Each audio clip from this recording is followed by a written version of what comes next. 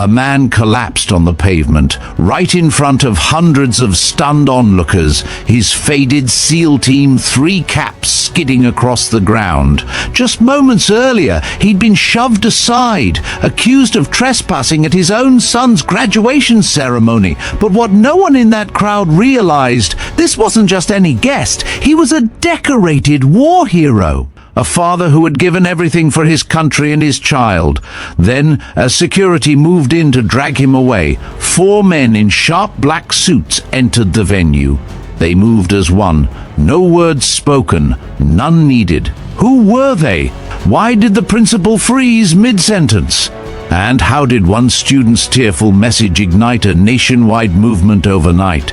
Before we dive into the full story, where are you watching from today? Drop your location in the comments below. And if you believe in honoring those who serve, be sure to like this video, subscribe to Veteran Biker, and hit the notification bell so you never miss what's coming next. This is Veteran Biker. Let's begin. The sun hung bright over the pristine campus of Stanford University, casting a golden hue across the manicured lawns and the elegant white canopy erected for the graduation ceremony. Rows of folding chairs were neatly arranged in front of the stage, where proud families had gathered to celebrate the accomplishments of their children. The air buzzed with excitement, laughter, and the click of camera shutters. Amid the crowd, a solitary figure moved with measured steps, leaning slightly on a polished wooden cane. Thomas Vincent Ward, 68, wore a worn but carefully cleaned military uniform. His SEAL Team 3 cap, faded but still sharp, rested proudly on his head. His beard, neatly trimmed and white, framed a face weathered by decades of sacrifice. His gait was slow but deliberate. Every movement reflected the years he'd spent in service, each step a testimony to missions carried out in silence, in heat, in pain. He found an empty seat in the back row and sat with quiet dignity. His eyes scanned the stage, and when they landed on the name placards, he smiled. 3rd row, middle seat, Ethan Ward, his son, the first in the family to graduate from college. Pride, the kind only a father could feel, filled his chest like the cool California air. But pride wasn't the only thing he carried that day. Inside the pocket of his jacket, tucked close to his heart, was a letter Ethan had written to him in his first year, thanking him for everything, even the things unspoken. As Thomas adjusted in his seat, a commotion erupted nearby. A sharply dressed woman, wearing an elegant Chanel blazer and designer sunglasses, wrinkled her nose in disgust. Veronica Langston, mother of a valedictorian and wife to a tech mogul, was not used to being near anyone she deemed out of place. "Excuse me," she said loudly, waving at an usher with perfectly manicured fingers. "Who let that man in here?"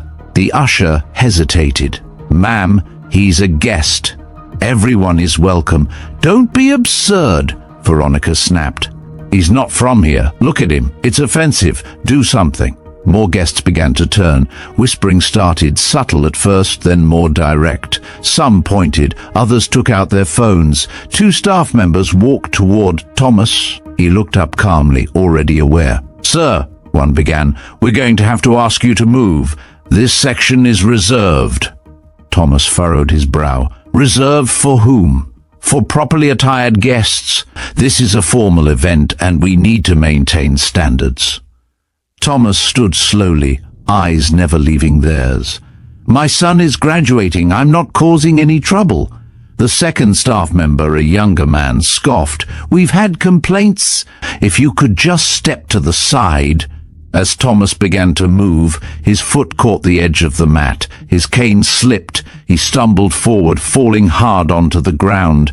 Gasps rippled through the audience. From the stage, Ethan saw everything. One moment he was clutching his graduation program. The next he was bolting down the steps. "Dad!" he yelled. He knelt beside Thomas, helping him sit up. Blood trickled from his father's hand. Cameras snapped. Phones recorded. "That's my father," Ethan cried, tears welling in his eyes. "He's a Navy SEAL. You threw him to the ground like garbage." Veronica rolled her eyes and muttered, "Oh, please, anyone can buy a fake hat." Ethan's fists clenched. "He has a silver star. He took shrapnel to save his team in Afghanistan. And you judged him based on a hat and some wrinkles?" Thomas placed a hand on his son's shoulder. "It's okay." "No, Dad," Ethan said, voice shaking. "It's not okay." He reached into his pocket, pulled out his phone and opened the contact labeled SEAL 3 Legends. He typed, "They just humiliated my dad in front of hundreds. I need help." He pressed send. Less than a minute passed before the screen lit up. "Marcus Doyle, we're coming." Back in his office, Principal Henry Becker looked over the security report. A homeless man disturbed the VIP section. Handled, he didn't give it a second thought. Outside, the sun was still shining, but a storm was coming. Nearly 15 minutes later, a black SUV turned onto the circular drive of the university. It moved slowly, deliberately. The door opened, and out stepped 4 men in tailored black suits. Their movements were synchronized. Their expressions are unreadable. Marcus Doyle adjusted his sleeve. The small pin of the SEAL trident glinted in the sun. Behind him stood Carlos Mendez, Nate Young, and Jim Collins, all decorated, all lethal, all loyal. "Let's go bring our brother home," Marcus said. They walked past the guards, past the stunned faculty, and toward the place where a father had been shamed. Back near the ceremony area, Ethan sat with Thomas under a shaded tree, away from the crowd. "I shouldn't have let them do that," Ethan whispered. "You were always the strongest man I knew, and they—" Thomas patted his hand. "You stood up for me. That's all that matters." Then a voice behind them said, "And now we stand with you." Ethan turned. His eyes widened. Marcus extended a hand. Thomas looked at him for a moment before taking it. No words were needed. The Brotherhood was back, and Stanford was about to learn what it meant to disrespect a warrior. The shaded tree swayed slightly under the California breeze as Thomas gripped Marcus's hand tightly. There was a silent strength in the way the men looked at one another, a bond forged through fire, forged in silence and service, now reignited in a moment of shared indignity. Carlos, Nate, and Jim stood close behind, their eyes scanning the crowd. Ethan rose slowly, his eyes darting between the SEAL team and his father. He looked like he was trying to process it all, the humiliation, the backlash, the sudden appearance of men who'd once fought beside his father on foreign soil. "You came," Thomas finally said, voice low, raspy. Marcus gave a half smile. "You think we'd let anyone touch you like that and just sit by?" Carlos added, "That message your son sent, it hit harder than any IED." Nate chuckled dryly. "We were already on base for a memorial. Right place, right time." Jim leaned in, handing Thomas a small pouch. "Your pin. Thought you might want it back." Thomas opened it slowly. Inside was his SEAL trident, polished and gleaming, the same one he'd tucked away after retiring. For a moment he said nothing. Then, with steady fingers, he pinned it to his jacket. Meanwhile, the ripple effect of the incident continued to spread. Students who had witnessed the scene were now reviewing footage. One clip caught the exact moment Thomas's silver star slipped from his coat pocket as he fell. Another showed Veronica Langston snapping at the ushers, declaring, "People like him shouldn't be allowed here." The internet, swift and ruthless, began doing what it did best. Back inside the event center, Principal Henry Becker reviewed the text message alerts from his admin assistant, who frantically whispered to him, "There's a situation. A group of Navy SEALs, I think, just walked into the quad." He raised an eyebrow. "SEALs? Are they security?" "No, sir. They came for Mr. Ward." His hand froze above the keyboard. He vaguely remembered reading the incident report, but hadn't thought twice. Homeless man, military cap, disturbance in the guest section. Not his problem. Until now.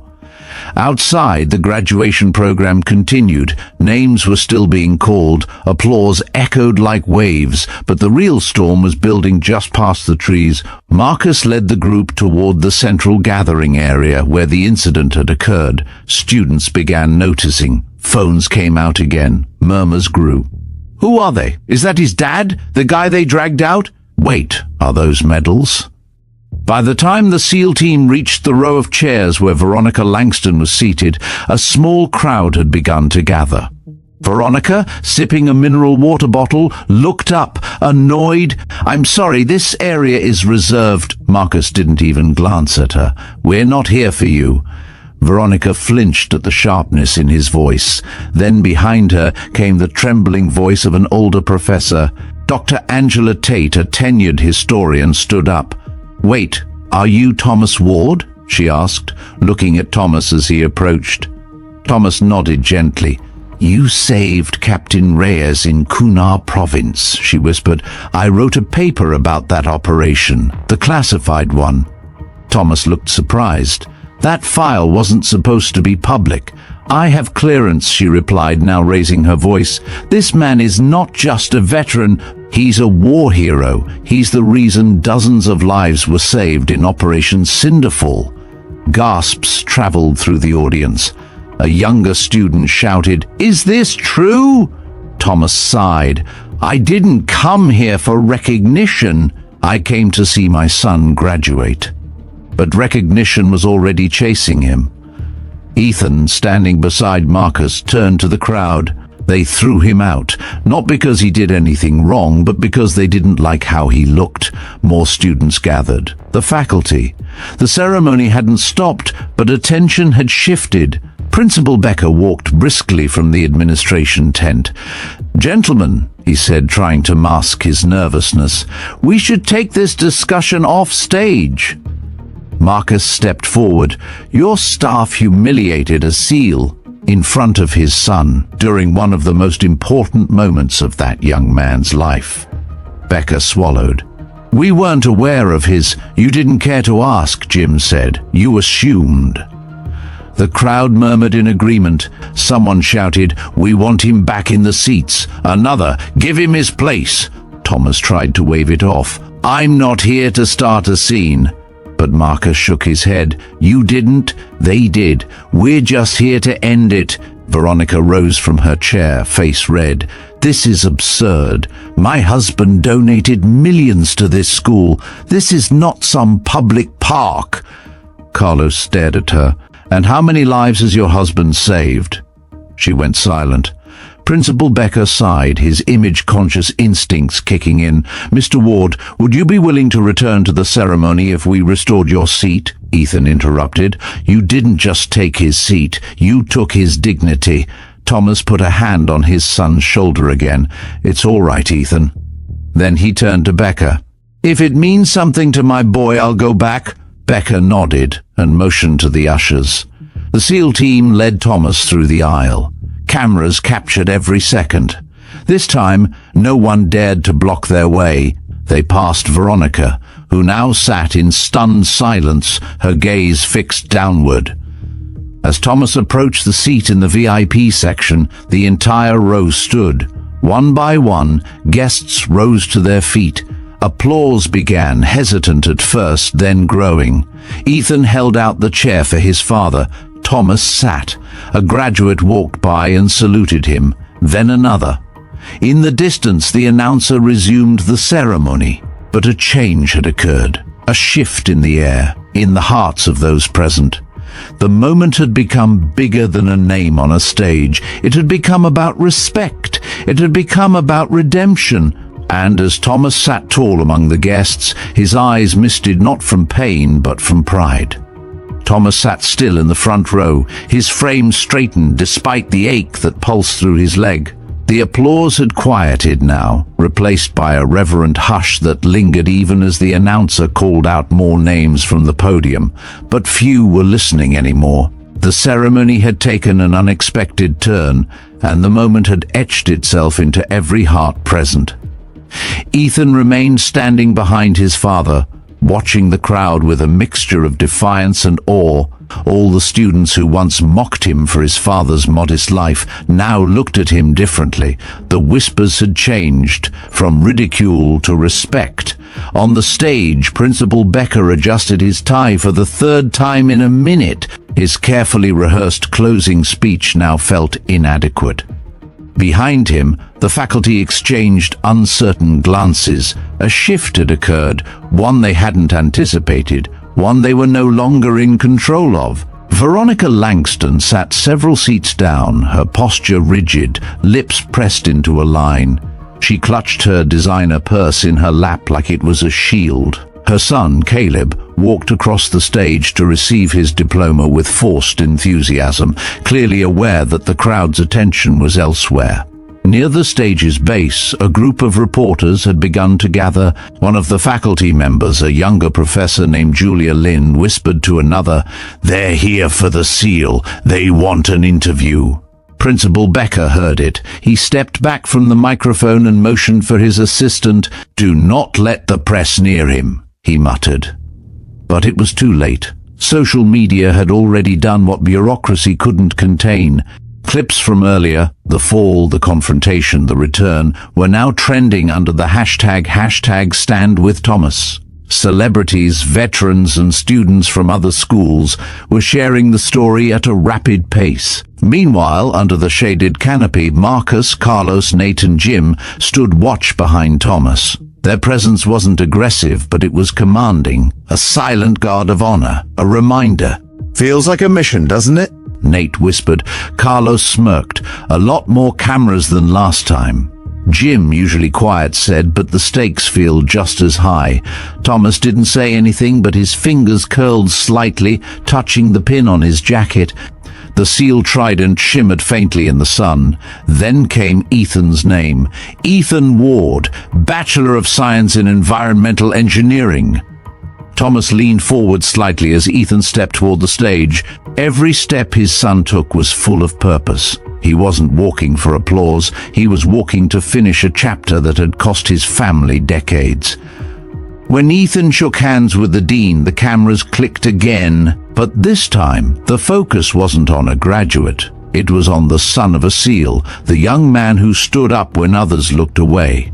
Returning to his seat, Ethan turned to his father and placed the diploma in his hands. "This belongs to both of us," he said. Thomas's eyes welled, but he didn't look away. "No, son, you earned it. I just cleared the path." Marcus smiled behind them.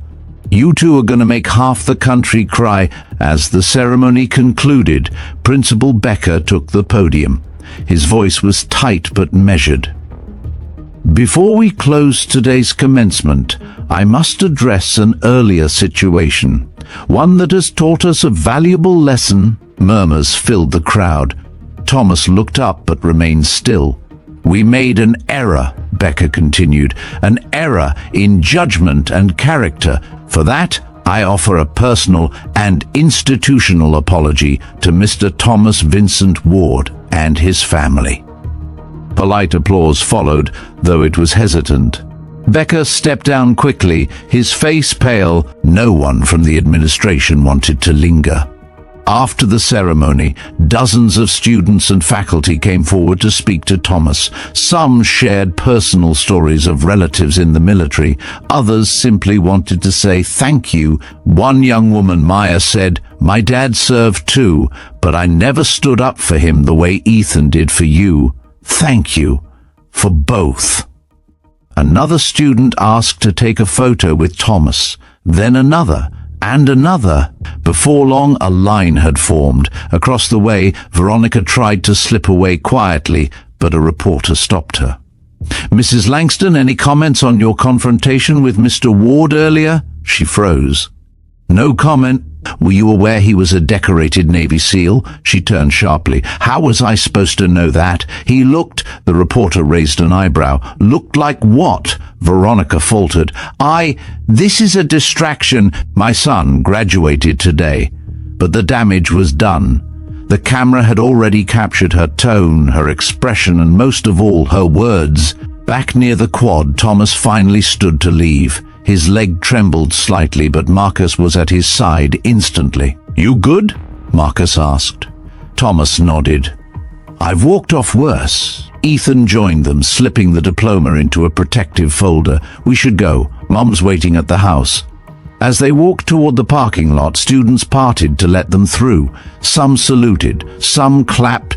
Near the gate, a young boy, no older than 12, stood with his father.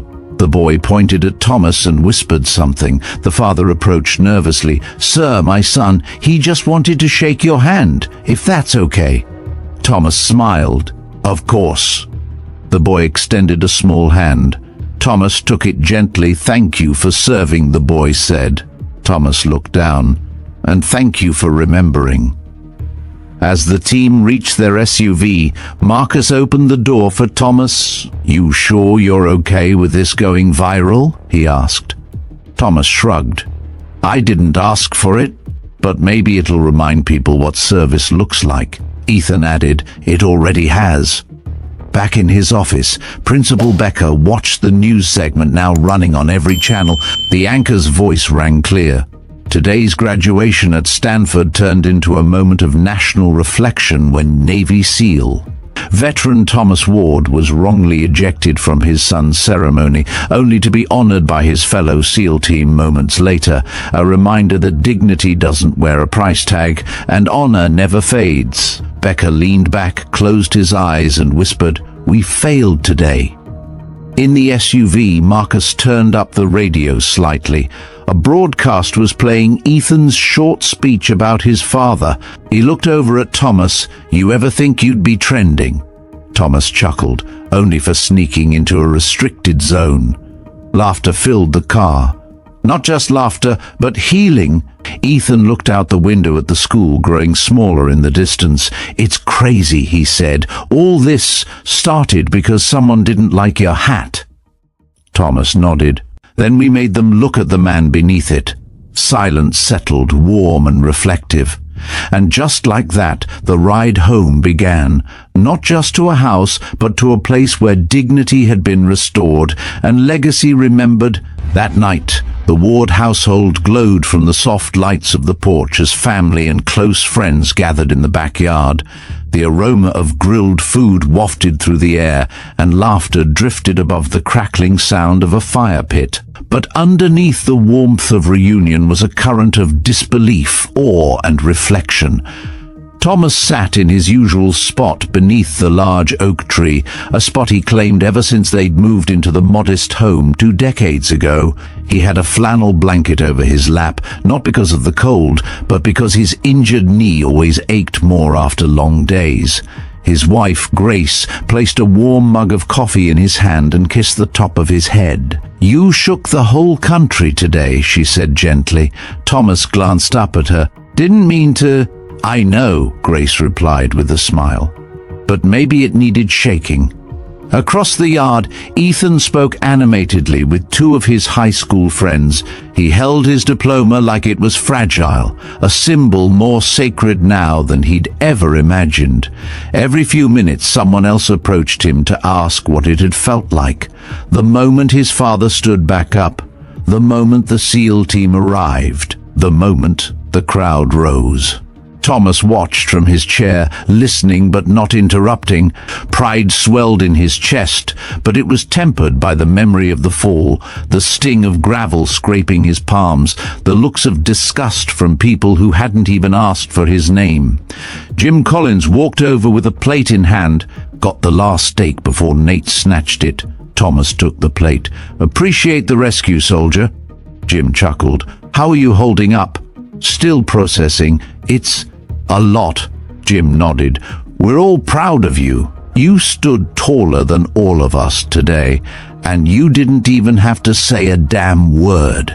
Carlos joined them a moment later, sipping sweet tea.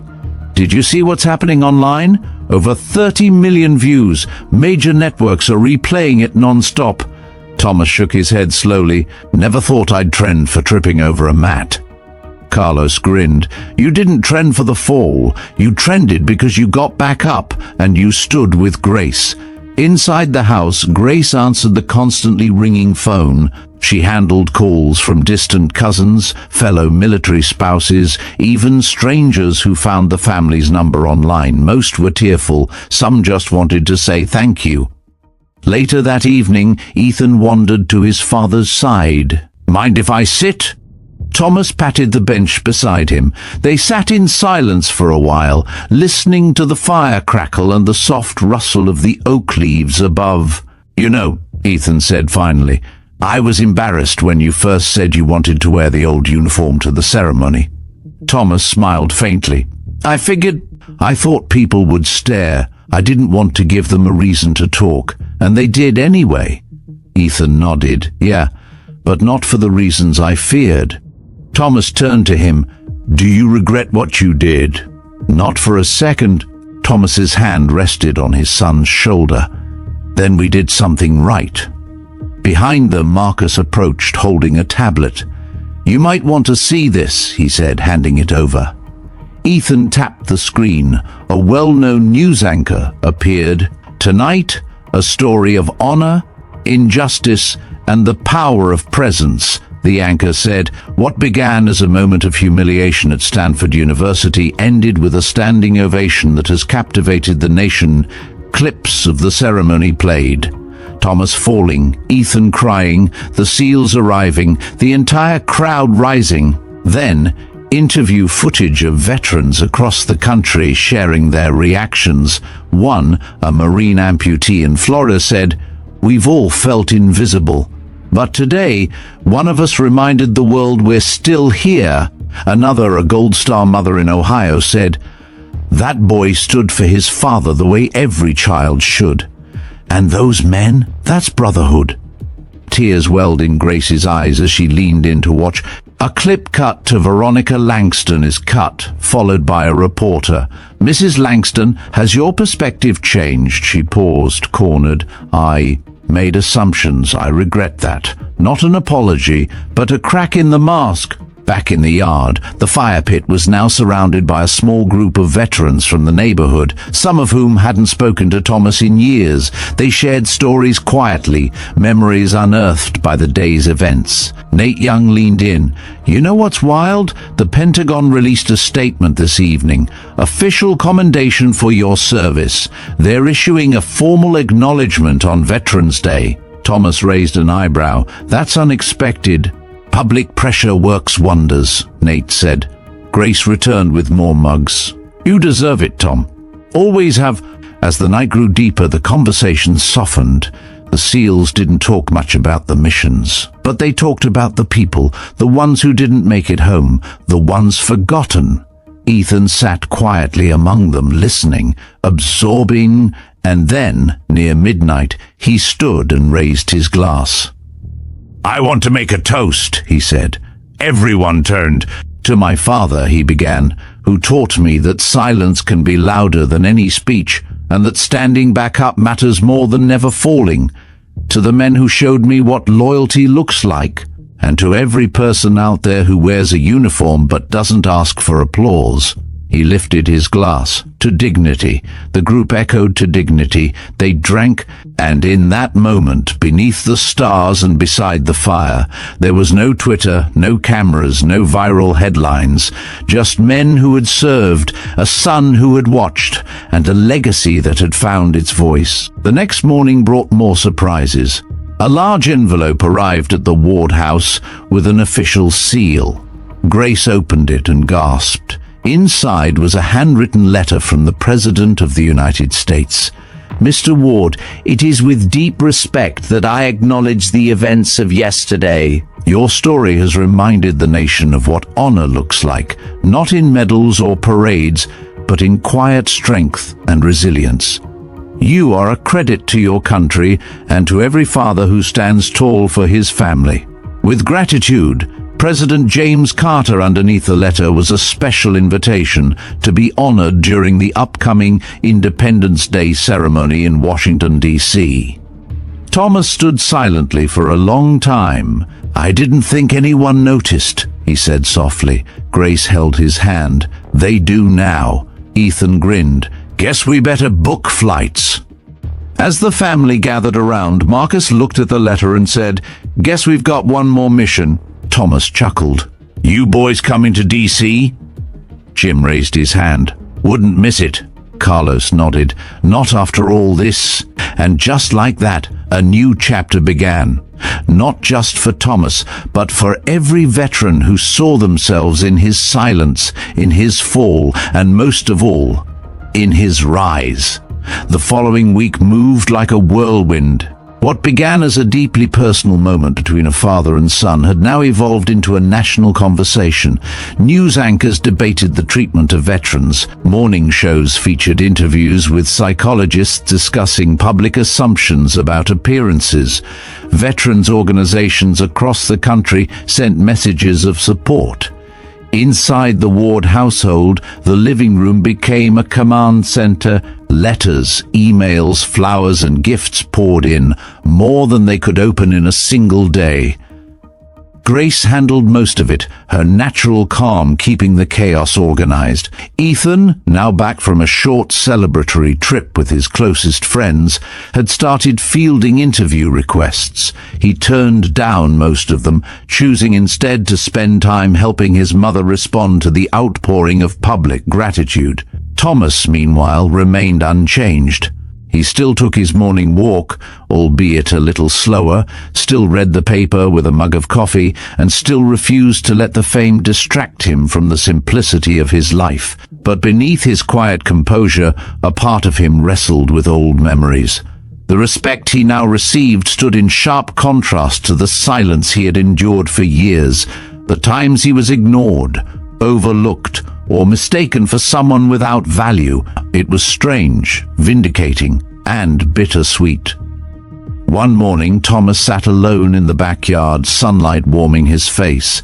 He stared at a photo album on his lap, the old kind with plastic sleeves and faded labels. He flipped to a page that showed a younger version of himself in desert camo, standing beside Marcus and Carlos in front of a dusty military outpost. He didn't hear Grace approach until her hand touched his shoulder. "You're not smiling," she said gently. "I'm trying to remember what it felt like back then," he murmured. "When we weren't seen, when coming home felt like disappearing." Grace sat beside him. "You never disappeared from our lives. We saw you. Ethan saw you. That was always enough." Thomas gave a faint smile. "Now everyone sees, and I'm still not sure what to do with it." Later that day, a black SUV pulled up in front of the house. Marcus stepped out, carrying a sealed envelope. He knocked once on the screen door. "Mail for the legend," he said. Thomas opened the envelope. Inside was a formal letter from the Secretary of Defense, inviting him to speak at the National Memorial Day ceremony in Arlington, just before the 4th of July event in DC. They want me to speak? Thomas asked, incredulous. "You or nobody." "It was the President's request," Marcus confirmed. "You've become the face of 1,000 silent stories." Thomas exhaled slowly. "I'm not a public speaker." "Then speak like you always have, with quiet strength." In the days leading up to the trip, Ethan helped his father prepare. He printed newspaper articles, collected veteran stories from across the country, and organized them into a binder so Thomas could understand just how far his experience had reached. One letter stood out. It was handwritten by a teenage girl named Lena from Milwaukee. Her father, a former Marine, had been homeless for years. After seeing Thomas's story, she found him, brought him home, and started a GoFundMe to get him back on his feet. Thomas read the letter twice. "You saved more people this week than I did in 2 decades, Marcus said softly. When the day came to fly out to DC, Thomas dressed in his military jacket. Not the old faded one, but a newer one Grace had stored away years ago. She had kept it pristine, perhaps hoping someday it would be needed again. Ethan wore a navy blue suit, his tie slightly crooked. Grace adjusted it before they left. "You two look like heroes," she whispered, kissing them both. At the airport, they were met with salutes from TSA officers, handshakes from flight attendants, and a spontaneous round of applause from passengers at the gate. As they boarded the flight, a young man in first class stood up. "Sir, would you take my seat, please?" Thomas blinked.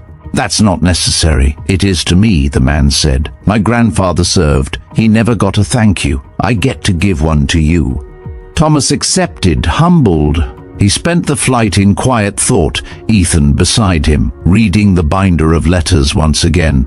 Upon arriving in D.C., they were greeted by a military escort and brought to a dignitary hotel where flags flew from every balcony. The streets buzzed with activity. Press vans, camera crews, and event organizers flooded the area. At rehearsal the following morning, Thomas stood at the edge of Arlington Cemetery, gazing at the sea of white gravestones stretching across the horizon. A military official approached. "Sir, you'll speak here, at the tomb of the unknown soldier. 3 minutes. Whatever's in your heart." Thomas nodded slowly. "I'll need no script." On Memorial Day, the morning sky was painted with soft blues and streaks of amber. A crowd had gathered. Officials, families, survivors, and members of the public. The president introduced Thomas personally. As Thomas walked up the steps, cane in hand, there was complete silence. He stood at the podium, gripping its edges lightly. "I was once told that silence speaks volumes," he began, "but for too long the silence around our veterans has been mistaken for absence, forgotten names, invisible scars." He paused, scanning the faces. "I am not here today because I fell. I am here because I stood back up, and because those who served with me never let me fall alone." He gestured slightly toward Marcus and the others. "This isn't just my story. It's the story of every soldier who walked off a battlefield into a world that forgot their name. It's for every child who had to explain why their parent talks less, cries more, and smiles only when they hear the word home." He looked down for a moment. "And if standing back up has given even one veteran the courage to reclaim their place in this world, then it was worth it." A stillness filled the air, and then applause, low, roaring, tears in the crowd, heads bowed. When the ceremony ended, Thomas was approached by veterans, young and old. Some saluted, others hugged, many just whispered, "Thank you." Back at the hotel, Ethan turned to his father. "You changed something today." Thomas looked at him with quiet eyes. "No, son, we did. You reminded me who I was, and I just stood up to match it." That night, Grace watched from home as the speech replayed. She wiped tears from her eyes and whispered, "They finally see what I always saw." The journey wasn't over, but the silence was broken, and in its place stood a voice, calm and steady, carried by the wind across a nation finally willing to listen. The morning after the Memorial Day ceremony, the hotel suite was quiet. The curtains were partially drawn, letting in soft sunlight that glinted off the table where Thomas's medals had been gently laid beside his reading glasses. A tray of untouched breakfast sat near the window. The room carried the stillness of reflection, of a man whose words had, for the first time in years, gone beyond the small circle of his family and teammates. Thomas stood on the balcony, his cane resting against the railing, watching the American flag flutter in the morning breeze. It felt surreal. In less than 2 weeks, he had gone from being dismissed as an irrelevant guest at a graduation to becoming a symbol of national dialogue. But even now, amidst all the recognition, he remained the same man, quiet, steadfast, and inwardly grappling with what it all meant. Inside, Ethan scrolled through his phone, reading messages and comments pouring in from all corners of the country. Soldiers, widows, children of veterans, and even high school students had written, saying Thomas's story had changed how they viewed honor, silence, and resilience. Some messages were raw confessions from those who had never told anyone about their fathers, their scars, or their grief. Grace, having flown in overnight to join them for the 4th of July events, was seated at the dining table, going through a box of newly delivered letters. "Another from Lena," she said, holding it up. "She says her father's condition is improving. He's sober. He's helping other vets at the shelter now." Thomas didn't respond right away. Then he said quietly, "I'd like to meet them." "Who?" Grace asked. "That girl, her father, anyone who wrote to say we helped them. I don't want to just be a story. I want to know their names."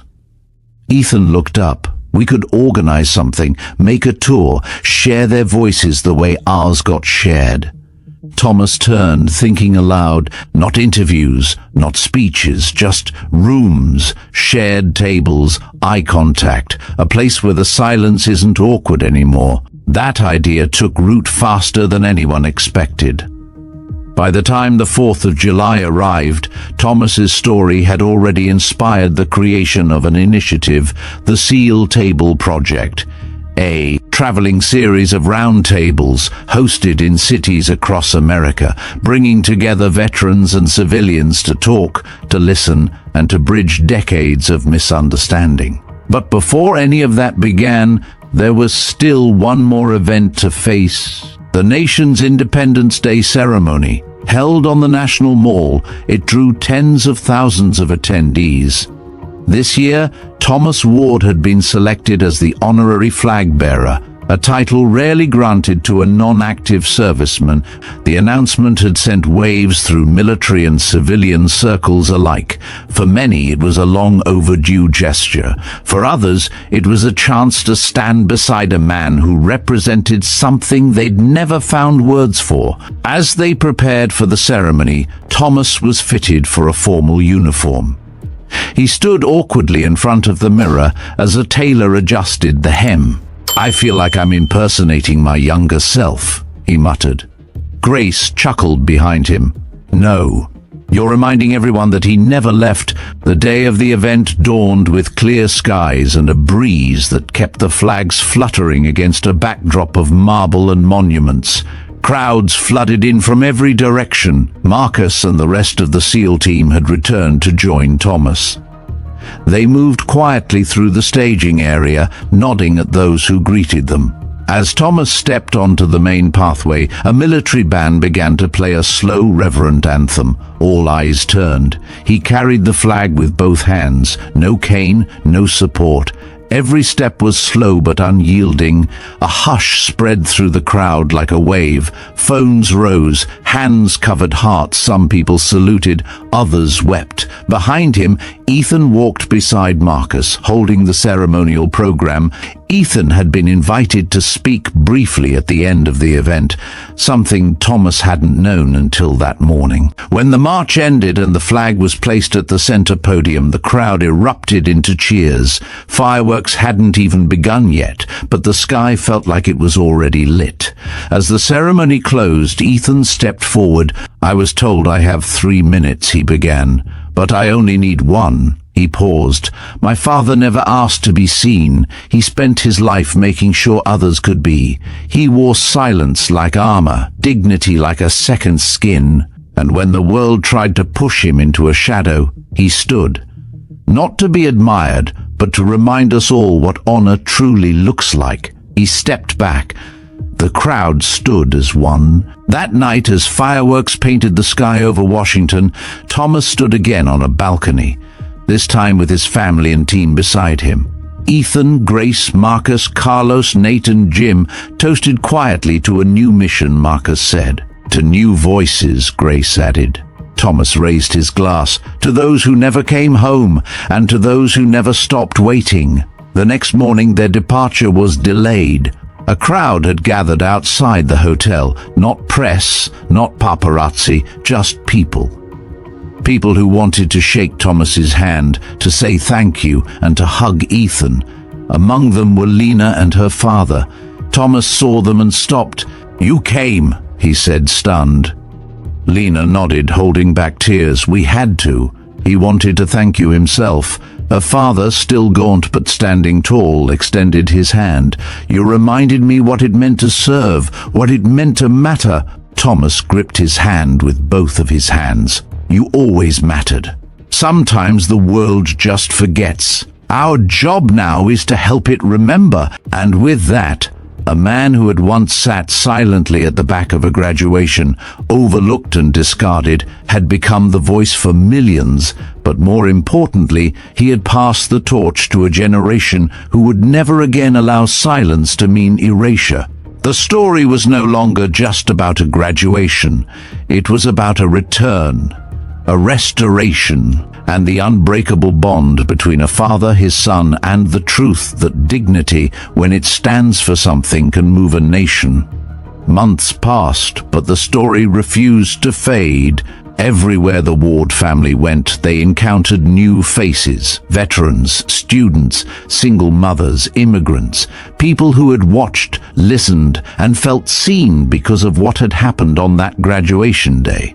What began as a personal moment between a father and his son had become the start of something far more expansive, a collective reckoning. The Seal Table project was no longer just a noble idea. It had taken form. Real cities, real names, real stories.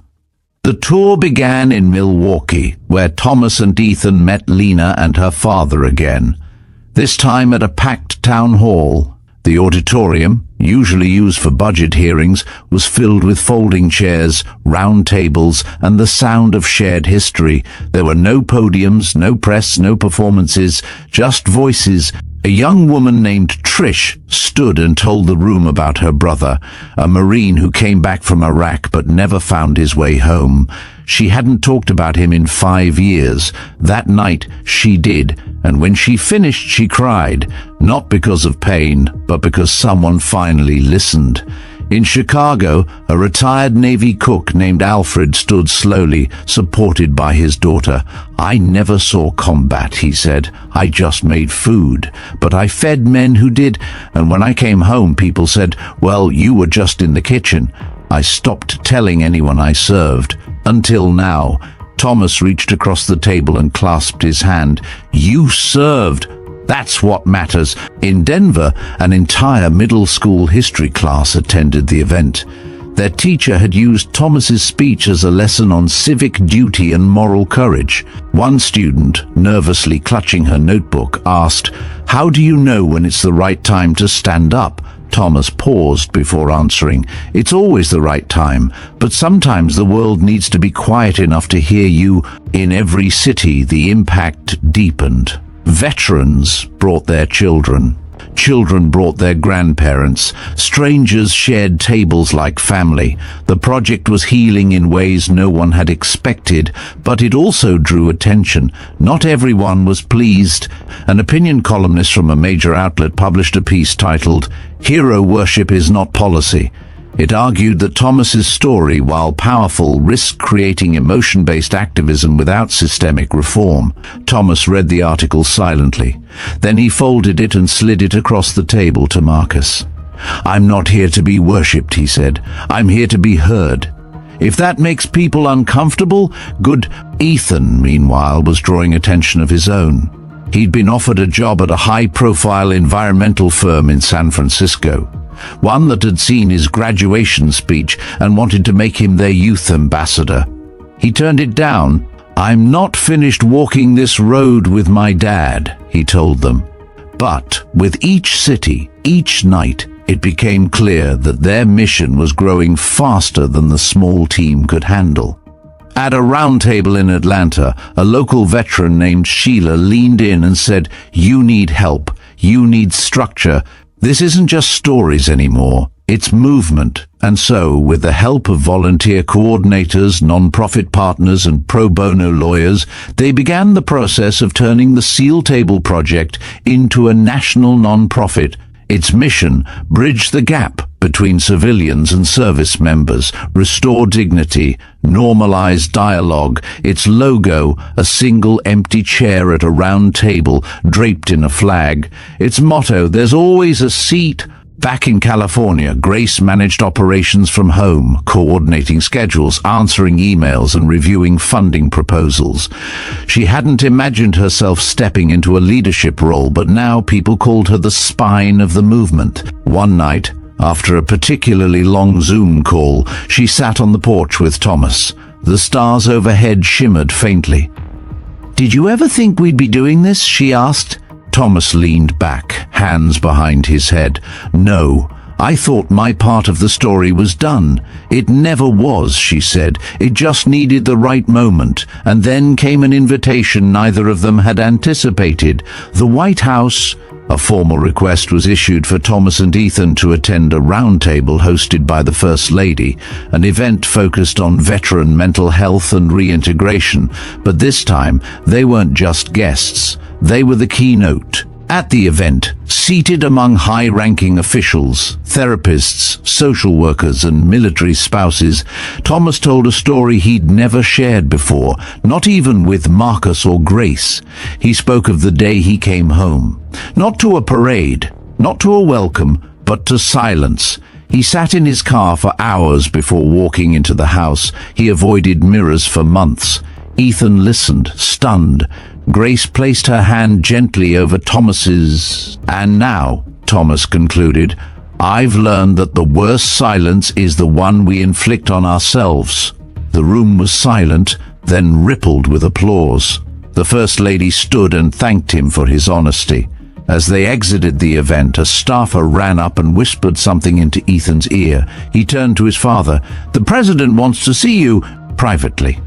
In the West Wing, in a room lined with paintings of wars long past, the President shook Thomas's hand and said, "You've done more to change this country's understanding of veterans in 6 months than some administrations did in 8 years. Thomas simply replied, "I just stood up." The President smiled. "Sometimes that's what starts everything." Thomas sat in the back of the government-issued SUV, his thoughts distant as the motorcade pulled away from the White House. The air inside the car was quiet, save for the hum of the engine and the faint whisper of the tires on asphalt. Beside him, Ethan stared out the window, still replaying the conversation with the President in his head. "He called you a national mirror," Ethan said finally. Thomas nodded slowly. "And I told him, mirrors don't fix what they reflect, they only show it." Back at the hotel, Grace greeted them in the lobby. Her eyes searched Thomas's face, instantly picking up the fatigue beneath the surface calm. "You okay?" she asked. "I will be," he replied. "Just need air."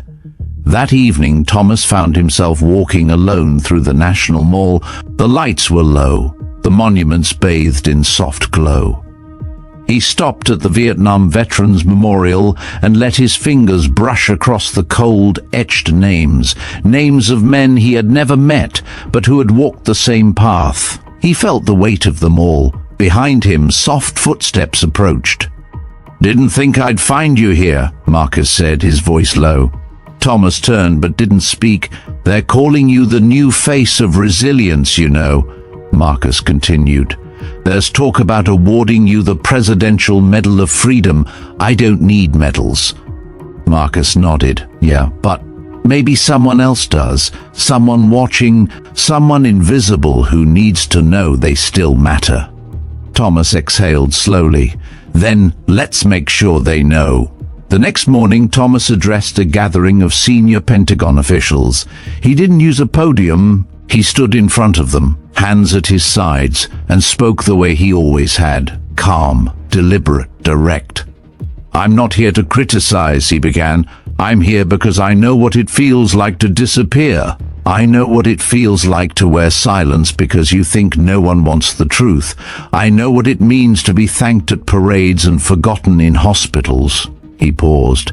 "Fixing policy is complicated, but seeing someone, that's easy. That's a choice." When he stepped away, the room didn't clap right away. They stood, and they listened. That moment led to real change.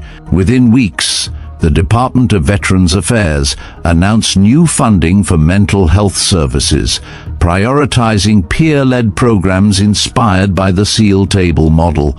More states signed on to host roundtables. High schools began implementing veteran story units into their social studies curriculum. But for Thomas, the most meaningful moments remained the smallest.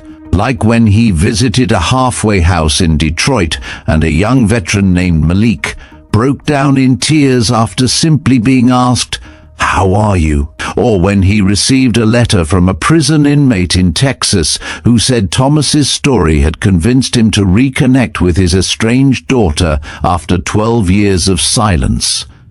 The ripples kept spreading. Ethan, now working full-time as the project's director of community engagement, traveled ahead to each city, meeting with local leaders, arranging venues and making sure every event stayed true to its heart, listening, not lecturing. One evening, while prepping for a roundtable in New Orleans, Ethan sat in a cafe across from a grizzled man named Jerome. A Gulf War vet, Jerome had refused to attend the event until he saw Ethan's name on the flyer. "You're the boy from the graduation video," he said. Ethan nodded. "You crying for your dad?" "Yeah," Ethan answered. "That was a hard day." Jerome stared at his coffee. "Never cried for mine. Maybe it's time I did." That night, Jerome came to the event. He spoke, and for the first time in 30 years, so did his daughter, who had come just to watch. Meanwhile, back in California, Grace held a gathering at their home. It had become tradition now, each season a reunion of sorts for the SEALs, the families, and the people who had become part of their extended community. As the sun set over the backyard, laughter echoed between the trees. Children chased each other, veterans told stories, and Thomas sat with Lena's father, discussing plans to open a permanent community center in Milwaukee, a place where the SEAL table would always be set. "This started with you," the man said. Thomas shook his head. "No. It started with a fall, and the people who helped me back up." Ethan stood nearby, smiling. He knew his father never wanted the spotlight, but in that humility was the very reason the light found him. Later that night, as Thomas sat by the fire pit with Grace and Marcus, he looked up at the stars. "I used to think the only way to matter was in the fight," he said. "Now I know it's in the after. It's i.e. helping others at home." Grace leaned her head on his shoulder. "And now others are helping too, because you showed them how." In Washington, the Office of Public Engagement officially recognized the SEAL Table Project as a national initiative. It now had a presence in all 50 states. Local chapters formed, civilians led discussions with veterans, high schoolers joined, and silence began to break across kitchen tables and city halls alike. But one question kept returning: what would happen when Thomas stepped away? He knew it was coming. His energy wasn't endless. His voice, though steady, carried the strain of years and the weight of expectation. So he did what leaders do. He began to mentor. He took aside veterans who had never spoken publicly and coached them, taught them how to own their story, not hide from it, helped them understand that vulnerability wasn't weakness, it was legacy. And then came the announcement: at the next annual SEAL Table Summit, Thomas would officially pass leadership to a coalition of younger veterans and community leaders, led by Ethan. Some were surprised, but most weren't. Thomas had never wanted a movement built on his image. He wanted it built on shared voices. On the night before the summit, he recorded a private message to be played at the close of the event.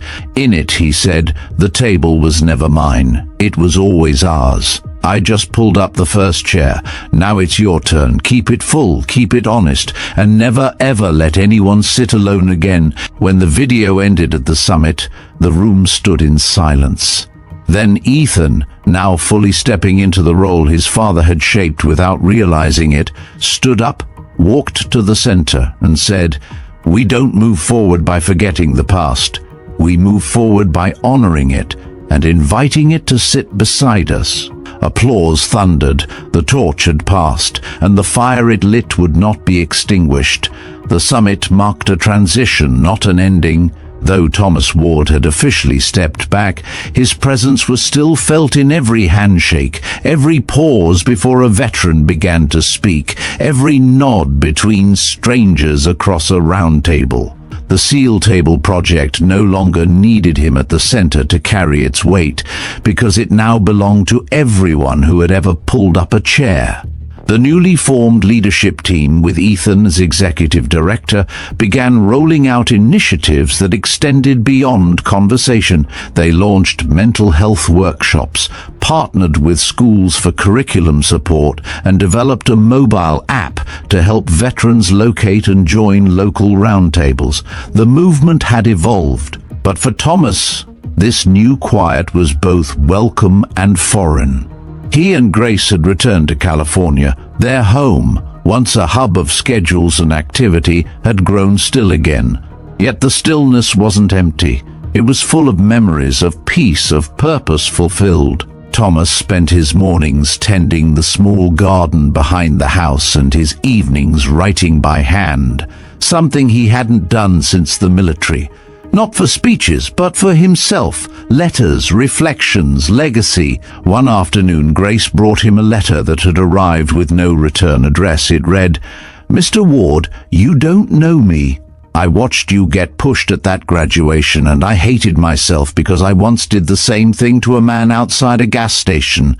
I thought he was nobody, just another shadow. Then I saw you, and I realized how blind I've been. I'm trying to change. I started volunteering at a shelter. I started listening. Thank you for making me see." M.G. Thomas read it twice, then tucked it into a leather-bound journal labeled Echoes. It was his new project, documenting not just his experiences, but the stories that had come back to him, the people who had changed. He wasn't writing for the world, he was writing for the future. Across the country, Ethan's work consumed him, but he carried it with pride.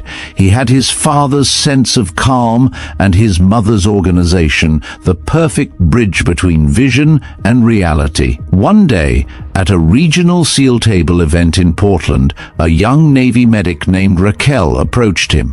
"I've seen every clip," she said, "but I came here because I'm tired of feeling like I don't belong anywhere." Ethan sat beside her. "Then you're already part of this." They spoke for hours. By the end, she signed up to lead a local chapter. That night, Ethan called his dad. "She reminded me of me," he said, "lost but ready." Thomas smiled on the other end of the line. "Then guide her the way you guided me." Meanwhile, Grace began hosting quiet gatherings for military spouses, spaces where silence was often heavier than words. Over coffee and candlelight, women and men talked about holding families together while their partners served, and about the strange loneliness that lingered long after homecomings. Thomas watched her from the hallway one evening. She wasn't leading with noise, but with presence. He saw in her what the world had only begun to understand about him. In early spring, Thomas was invited to speak at Stanford once more, the very university where the story had begun. It had been nearly a year. He almost declined. But Grace said, "You should go, not for them, for you." He agreed. The new principal greeted him warmly and led him to a smaller auditorium than the graduation hall, but it was filled with students, faculty, and staff. Thomas walked slowly to the podium, no cane, no uniform, just himself. "When I was last here," he began, "I was invisible, and someone made sure I knew it. But then someone else saw me, my son." He paused. What happened next wasn't planned, but it was honest. And honesty, even when it hurts, can change everything. He shared what had come since, the tables, the letters, the faces, not as accomplishments, but as moments. Then he stepped back. No ovation, no music, just stillness. And then, one by one, students began to stand, not to clap, but to walk. They approached the stage, forming a quiet line, each taking a turn to shake his hand. It was a full circle, and it was enough.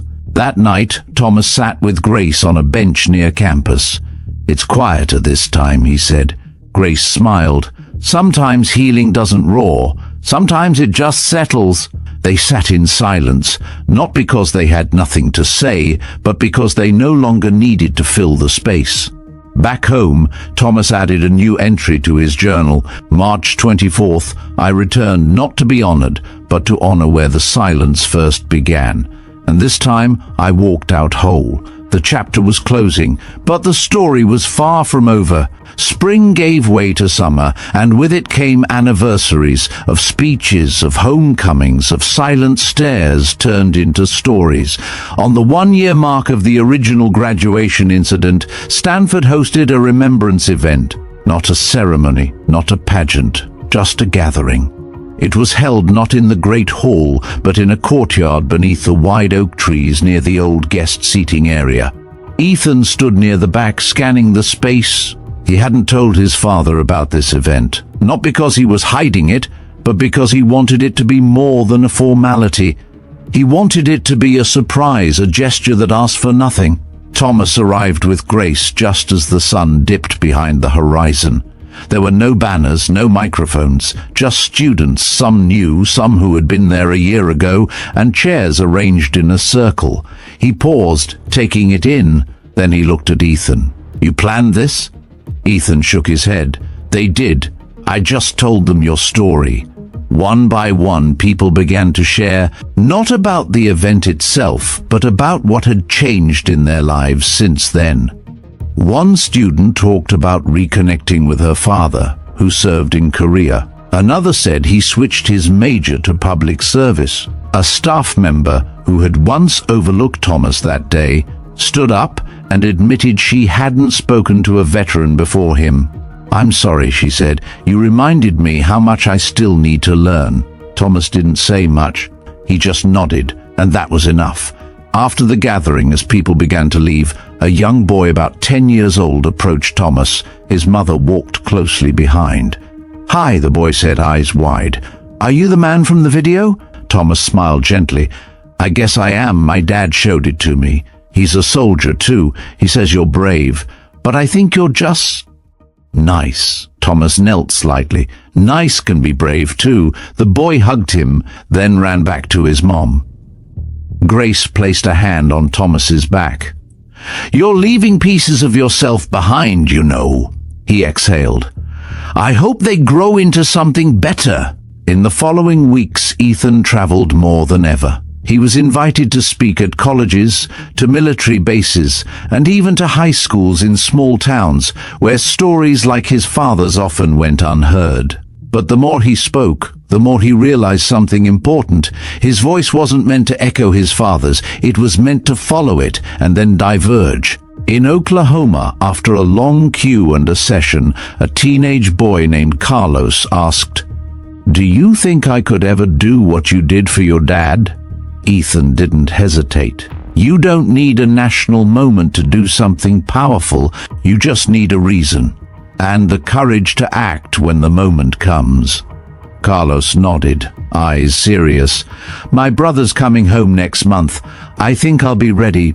Meanwhile, Thomas was invited to contribute essays to a national veterans archive. He declined the digital option. Instead, he submitted handwritten letters, carefully crafted, each one bearing the weight of reflection. One letter read, "To the man who believes he's too broken to speak, start with a whisper. It's enough. Someone will hear you, and maybe, someday, someone will answer back." At the SEAL Table headquarters, now housed in a repurposed library in Milwaukee, Ethan and his team designed a new initiative, Legacy Tables. Permanent installations in public parks, libraries and community centers where stories could be shared freely. No ceremony, no scheduling, just a table, 2 chairs and a plaque that read, "There's always a seat." Thomas visited the first one in person. He sat for an hour. No one joined him, but when he returned 2 weeks later, the table was covered in notes, some scribbled on napkins, others written on postcards or journal paper. One read, "I didn't know where to begin, so I started here. It was working." As summer stretched on, Grace suggested they take a break, a real one, a road trip up the coast. No events, no speeches, just them. Thomas hesitated at first, but then he saw the tiredness in her eyes, the kind that even strong partners carry in silence. They packed light, Old music, open roads, and small diners. They drove without a plan, stopping in towns they'd never heard of. One afternoon, in a quiet beach town in Oregon, they sat on a bench overlooking the waves. Seagulls cried overhead. Children played in the distance. Thomas leaned back. "You know, I always thought the story would end with me fading out." Grace took his hand. It didn't end, it widened. He turned to her. "And what about us?" She smiled. "We never needed a story. We just needed the time."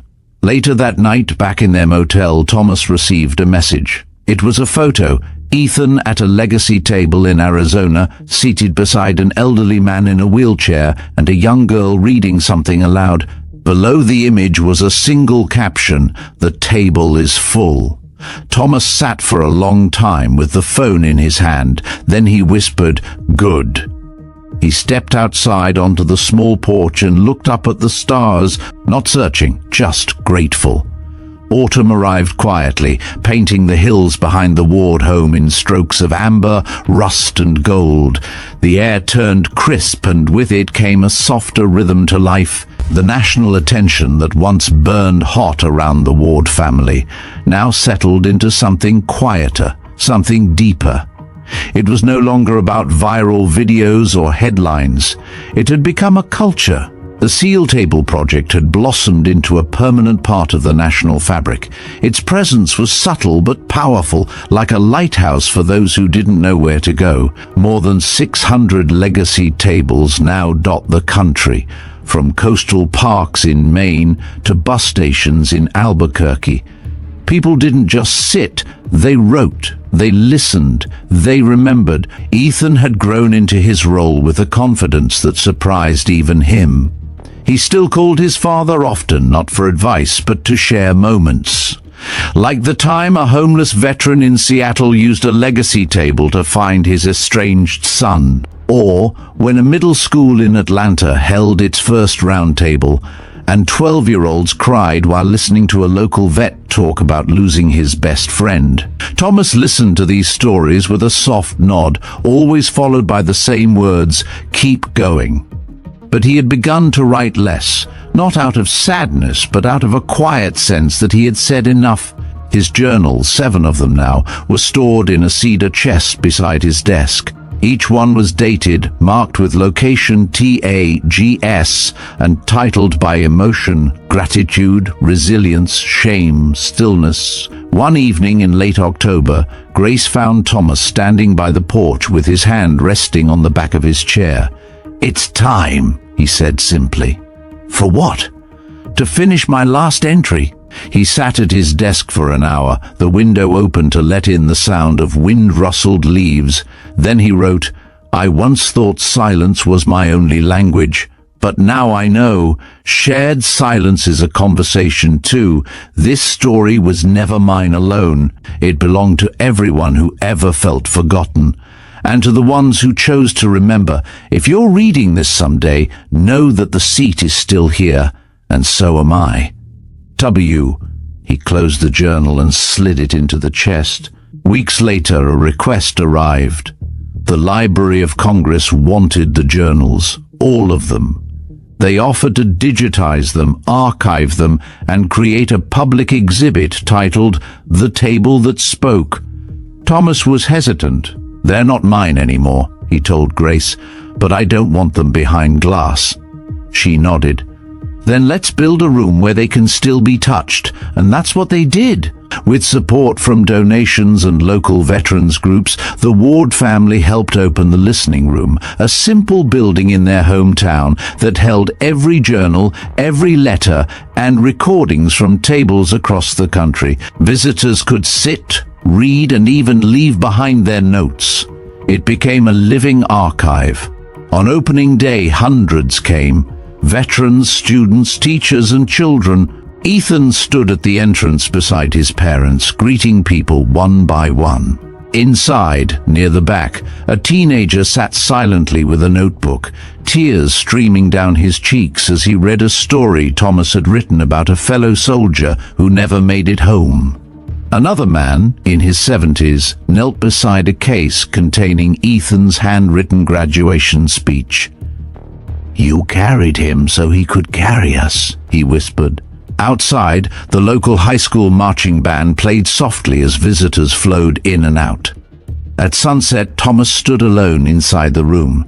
He didn't speak. He just listened to footsteps, to breaths, to rustling pages. It was enough. A few weeks later, a video message came through from a legacy table in Alaska.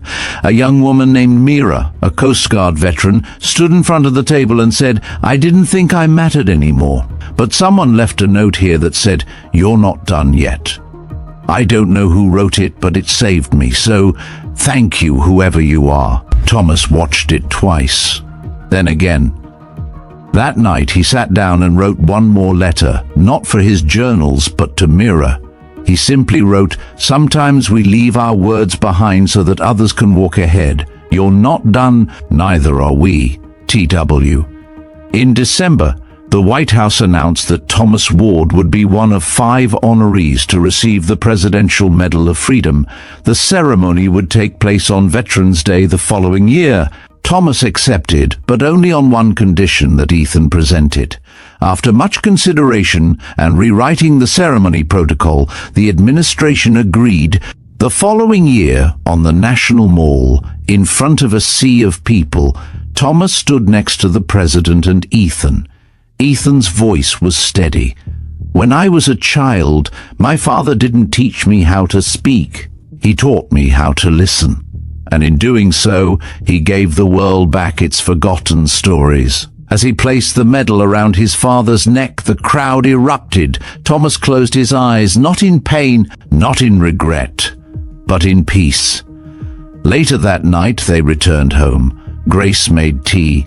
Ethan stayed up late answering emails from across the globe, and Thomas sat on the porch, the medal tucked safely away. He watched the stars, the same way he had the night after the first table, after the first speech, after the first silence. He didn't say anything. He didn't need to, because somewhere in America, a young girl was sitting at a legacy table for the first time, and across from her, a stranger was listening. The table was full, and that was the legacy, not in words, but in the quiet between them. The story of Thomas Ward didn't end. It simply kept listening. Long after the applause faded, after the medals were hung and the interviews stopped, the story of Thomas Ward continued. Not as a headline, but as a quiet heartbeat embedded in the lives of those he had touched. The world didn't just remember him because he stood up when he was pushed down. It reminded him because he chose not to stand alone. Legacy for Thomas had never been about fame. It was about continuity, about passing something forward without demanding recognition.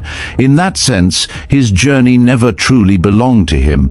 It belonged to his son, to Lena, to Mira, to Carlos in Oklahoma, and the boy at Stanford who thought nice could be brave. In the months following the Presidential Medal of Freedom, the Ward household returned to stillness. Thomas walked more slowly. His voice, once calm and commanding, now spoke in measured tones of rest. Grace cared for him the same way she always had, gently, consistently, and with a kind of devotion that asked for nothing but presence. Ethan, in his role as executive director of the SEAL Table Project, carried the mission forward. Under his leadership, the initiative partnered with libraries, shelters, community theaters, and even correctional facilities. Every place that held silence now had a table. A year after the medal ceremony, the Library of Congress unveiled its permanent SEAL Table archive. It included a reading space inspired by the listening room Thomas and Grace had helped create. Inside, visitors could listen to stories via headphones, read scanned pages of Thomas's journals, or simply sit and reflect. A small plaque at the entrance read, "In honor of those who stayed silent until someone sat down to listen."